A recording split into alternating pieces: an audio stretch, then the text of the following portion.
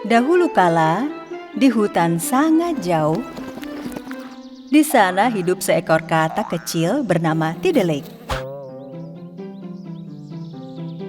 Tidelik sangat menyukai bermain di bawah sinar matahari. Dia bertemu dengan kawannya di danau, dan ia melompat ke bunga teratai bersama mereka.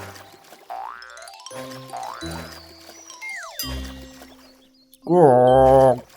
8, 9, dan 10. Hihihi, aku menang. Aku sampai ke 10. Aku menang. Tidelik, kau menang lagi, Blip. Permainan melompat di kawanan katak ini membuat mereka lelah. Dan oleh karena itu mereka sangat haus. Ayo, kita minum dulu. Wow. 3 katak bersahabat itu bertemu di atas daun besar dan mulai meminum air. Tidelik minum begitu cepat, sehingga katak lain memperingatkannya. Tidelik, pelan-pelan. Perutmu bisa kembung, Blip. Tapi aku sangat haus. Aku ingin minum lebih banyak lagi. Kita harus menghentikannya. Wow. Setelah beberapa saat, Tidelik yang perutnya besar karena air, tiba-tiba berhenti. Karena tidak ada setetes pun air yang tersisa di danau untuk diminum. Hah? Sebelumnya ada banyak air di sini. Kemana perginya sekarang? Karena kau telah habiskan semua, Tidelik. Wow. Apa? Baiklah, tapi aku merasa belum meminum semua air itu. Bagaimana bisa? Kau masih ingin meminum air lagi, Blip? Di mana lagi aku bisa menemukan air di hutan ini? Katakan cepat. Di sana ada sungai di belakang pohon itu. Hush! Kenapa kau mengatakan itu? Bagaimana jika kau menghabisi sungai itu juga, Blip? Tidelik dengan perutnya yang besar melompat pergi dari teman-temannya. Teman-temannya yang menatap dengan heran segera pergi untuk memberitahu kudanil besar itu. Saat itu, kudanil yang besar sedang beristirahat di bawah pohon, dan asisten rubahnya berjaga-jaga tepat di depannya. Blip, halo Rubah. Kami ingin bicara sesuatu yang penting dengan kudanil yang besar. Dia sedang tidur lelap sekarang. Tapi kau harus bangunkan dia, ini sangat penting. Apakah yang kalian katakan itu lebih penting daripada tidurnya, katak kecil? Rubah, cepat, Blip. Jika tidak, kita tidak memiliki setetes air pun untuk diminum atau mencuci, Blip. Ketika Rubah melihat ketakutan dan kecemasan katak, ia membangunkan kudanil besar itu. Kudanil itu membuka matanya lebar-lebar dan membungkuk ke arah kedua teman katak itu. Katak-katak itu menceritakan apa yang terjadi dan kemudian melompat ke atas kepala kudanil raksasa itu dan pergi mencari Tidelik. Jika kita kehabisan semua air, itu akan menjadi bencana bagi hewan di hutan. Pada saat itu, Tidelik dengan perut yang besar tiba di sungai. Ini airnya, air yang segar.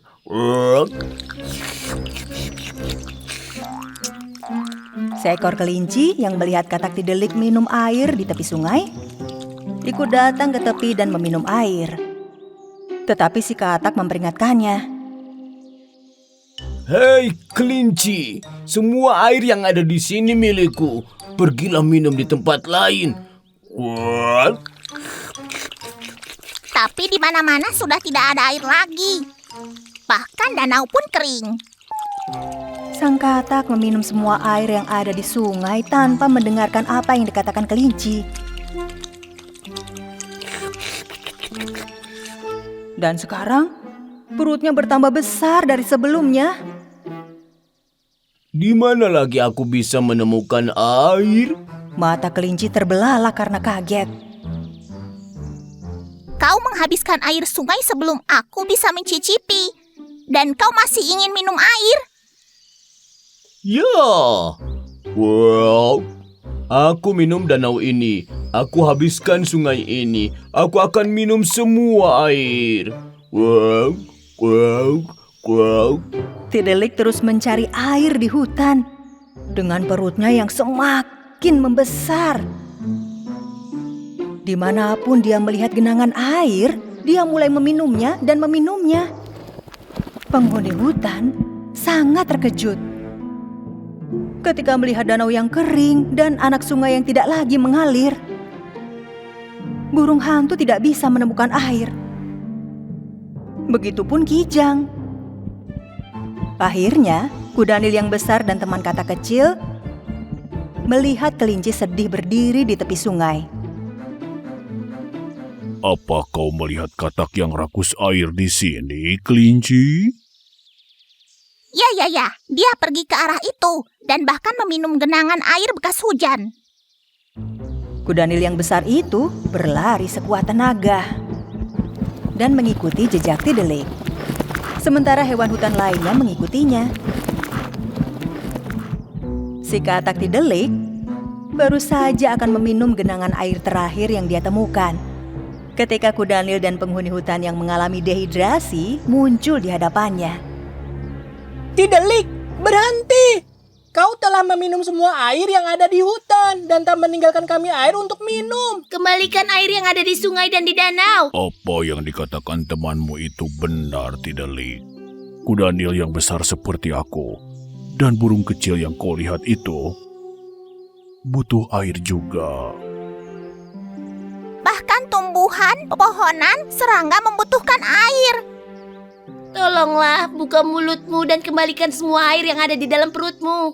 Meskipun penduduk hutan memohon kepada Tidelik yang perutnya penuh air, dia tidak mau mengembalikan air yang ia minum. Apa yang harus kita lakukan? Jika saja dia dapat tertawa dan dia tidak dapat menahannya, dia akan mengeluarkan semua air kita. Ya, ide bagus. Selain itu, Tidelik juga suka tertawa. Si kelinci menemukan topi dan mulai menghibur si katak.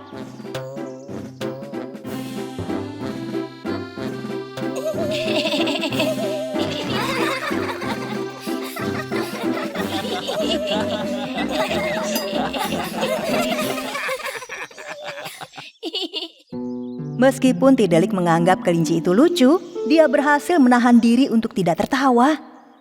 Kali ini, sang panda yang tampil di panggung. Ia mulai menari sangat lucu yang membuat semua yang ada di hutan menertawainya. Tapi Tidelik juga tidak menertawakan tarian panda. Lalu seekor tupai dengan cepat mulai melukis sebuah gambar. Dengan sabar, penduduk hutan mulai menunggu. Semua yang ada di sana tertawa ketika tupai menunjukkan gambar yang dia buat. Tapi Tidelik tidak. Dan di akhir, Kudanil yang besar berada di tengah pertunjukan bukan untuk membuat mereka tertawa, tetapi dalam kemarahan. Sekarang aku sangat marah, Tidelik. Dengan tubuhnya yang besar itu, Kudanil dengan gugup melompat dan mendengus seperti katak. Semua hewan tertawa karena apapun yang dilakukan Kudanil itu terlihat lucu. Akhirnya Tidelik sang katak tak dapat menahan lagi dan mulai ikut tertawa dengan yang lain karena melihat si Kudanil. Ketika mulutnya terbuka, semua air yang ia minum menyembur ke segala arah. Danau kembali seperti sedia kala, dan sungai kembali mengalir. Hingga bahkan semua genangan air kembali terisi di tempatnya. Saat Tidelik tertawa, perutnya mengecil. Ia kembali ke bentuk katak yang lucu. Tidalik, kau tidak membuat semua yang ada di hutan kehausan. Perutmu sudah tidak besar lagi, jadi kau bisa melompat lagi di atas teratai. Oh, perutku sudah tidak besar. Sekarang aku benar-benar lega. Lain kali jika kau haus, pikirkan yang lain. Semua penghuni hutan ini membutuhkan air seperti kamu. Contohnya aku yang harus pergi dan mandi sekarang. Kau benar, teman. Semua penghuni hutan sangat senang bisa mendapatkan air kembali, karena air adalah hal yang paling berharga dari hutan. Suatu ketika, di sebuah tempat yang sangat jauh, di sebuah hutan kecil yang sangat lebat, di mana pohon-pohon saling berbisik dan bunga-bunga saling menyerbuki satu sama lain, dan semua tumbuhan menikmati hidup bersama di dalam hutan. Suatu hari, di musim semi yang sangat indah, benih yang berkilau mulai tumbuh di antara kaktus dan bunga matahari.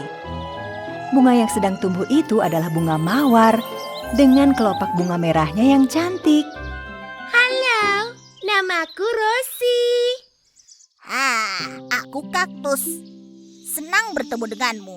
Kelopakmu sungguh sangat cantik, Rosie.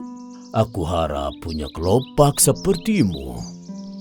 Terima kasih, tapi tidak semua bisa sepintar, secantik, dan seharum aku tentunya. Jawaban Angkul Rosie membuat kaget semuanya. Dia bunga yang sangat sombong, walaupun dia baru saja mekar. Aku tentunya bunga yang paling cantik yang ada di sini. Lihat saja kelopakku yang bersinar. Di sini banyak tumbuhan yang cantik, Rosie. Kau cuma salah satunya saja. Apa? Berani sekali kau membandingkan aku dengan kaktus berduri itu. Tentu saja aku yang lebih cantik dari dia. Kaktus merasa kecewa dengan apa yang dia dengar. Tapi dia memilih untuk diam saja. Itu tidak baik apa yang kau katakan tentang kaktus, Rosie. Dan apa kau punya duri juga? Sebenarnya tidak pantas membandingkan kaktus dengan mawar cantik seperti aku. Apa yang kau tahu tentang keindahan? Kau bahkan tidak bisa mekar. Baik kaktus maupun bunga matahari ataupun pohon-pohon tidak bisa menerima sikap Rosie. Karena dia bunga yang selalu memuji dirinya sendiri. Waktu berlalu dan akhirnya musim panas tiba. Bunga matahari sangat senang sekali. Dengan wajah kuning terangnya, dia mengikuti pancaran sinar matahari sepanjang hari. Dari tangannya, kaktus meminum air yang ia simpan sepanjang musim dingin dan membuat dirinya kuat dan sehat selama musim panas. Bahkan burung-burung kecil menghinggapi kaktus untuk meminum air. Tumbuhan lain tidak bisa menyimpan persediaan air seperti kaktus untuk cuaca yang panas ini. Dan Rosie pun mulai layu karena haus. Kapan turunnya hujan? Hujan akan turun di musim dingin, Rosie. Tapi aku akan layu karena kehausan. Semua kecantikan aku akan hilang semuanya. Jika kau mau, kau bisa meminta kaktus untuk menolongmu. Rosie melihat kaktus sangat senang menolong bunga yang lain. Tapi dia terlalu gengsi untuk berbicara karena dia selalu mengatakan kata-kata buruk padanya. Namun ketika kelopak lain layu dan jatuh dari kepalanya, dia kesampingkan harga dirinya dan bersedia dipermalukan.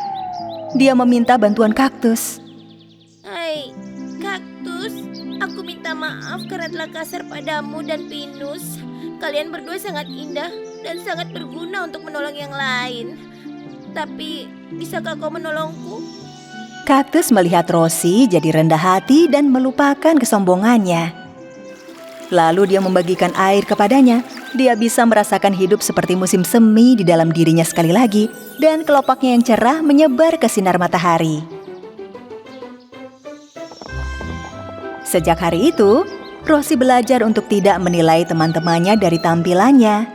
Karena bagaimanapun terlihat perbedaan kita dengan yang lain, masing-masing dari kita dirancang dengan keindahan dan untuk saling membantu. Di bawah laut terdalam, kawanan hiu berbahaya seperti biasa sedang berburu. Kawanan itu sangat intimidatif, sehingga setiap mereka membuka mulut, kerumunan ikan berhamburan melarikan diri. Namun seekor ikan kuning yang bersembunyi dalam cangkang kerang besar tidak seberuntung itu.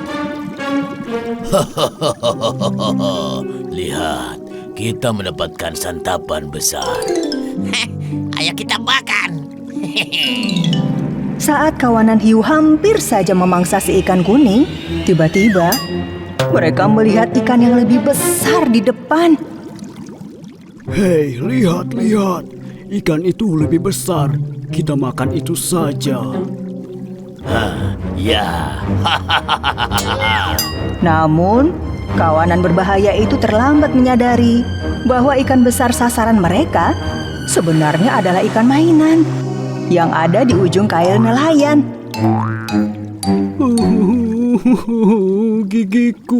Gigiku sakit sekali. Hidungku sakit sekali. Sementara mereka sibuk dengan ikan mainan, si ikan kuning melarikan diri dan urung menjadi mangsa mereka. Karena kalian, kita kehilangan makan siang. Dalam indahnya lautan, tidak hanya ada ikan hiu. Lautan luas dipenuhi keluarga ikan berwarna-warni yang lucu dan hidup berbahagia. Ayo, saatnya masuk ke dalam. Tapi Ibu, anak-anak, Ibu harus keluar mencari makan. Saat Ibu tidak ada, kalian harus tetap di dalam rumah. Ibu, kami mau ikut. Boleh ya? Kami mohon. Tidak sayang, terlalu berbahaya di luar sana. Ada banyak hiu yang jahat di sana. Ayo, kalian semua harus masuk. Dan pastikan jangan pernah bicara dengan yang tidak dikenal. 3 anak ikan merah memasuki rumahnya yang berasal dari kapal karam. Kawanan hiu yang melihat mereka mencoba untuk menangkap si ibu ikan.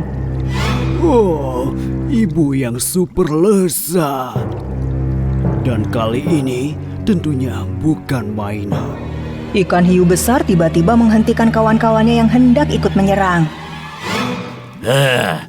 Berhenti. Daripada kita makan 1 ikan, kenapa tidak kita makan saja 3 ekor ikan yang di dalam kapal karam itu?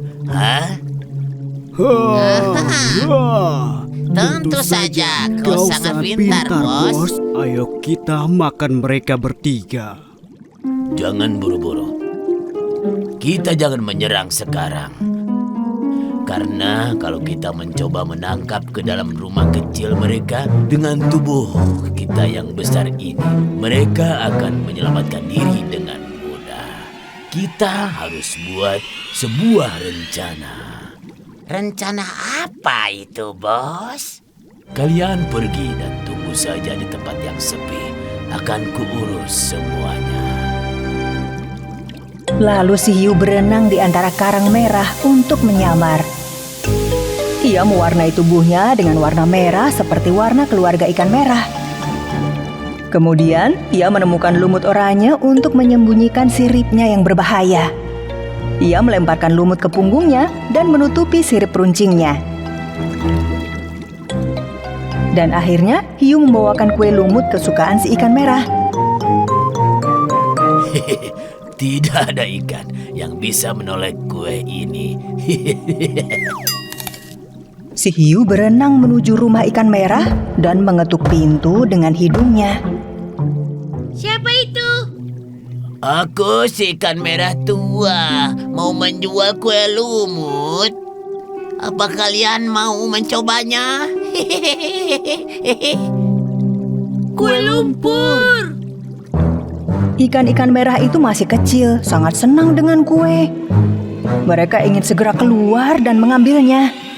Tunggu dulu. Ibu melarang kita bicara dengan yang tidak dikenal. Salah satu anak ikan merah mengintip dari lubang kecil di pintu.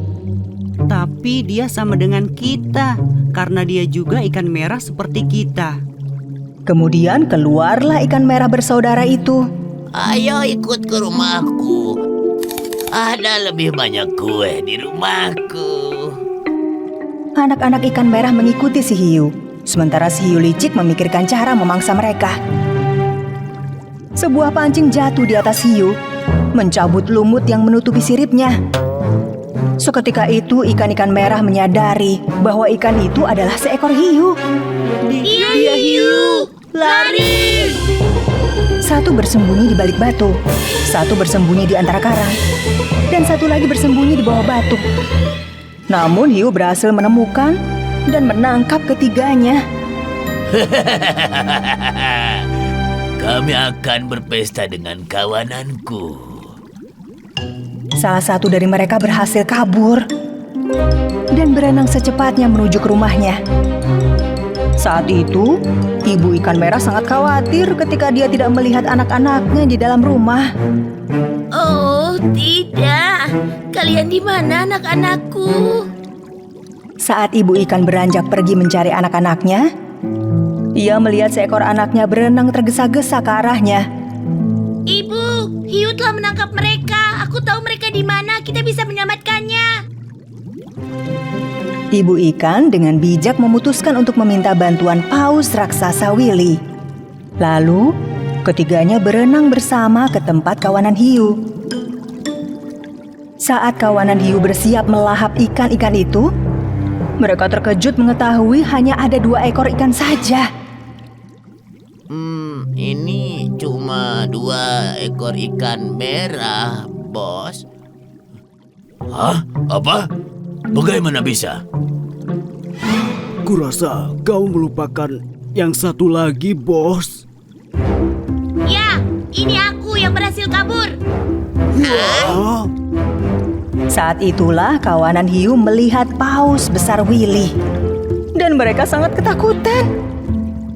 Begitu 2 ikan merah kecil berhasil diselamatkan, Willy langsung membuka mulutnya lebar-lebar dan menangkap ketiga hiu tersebut. Tolong! Tidak, jangan.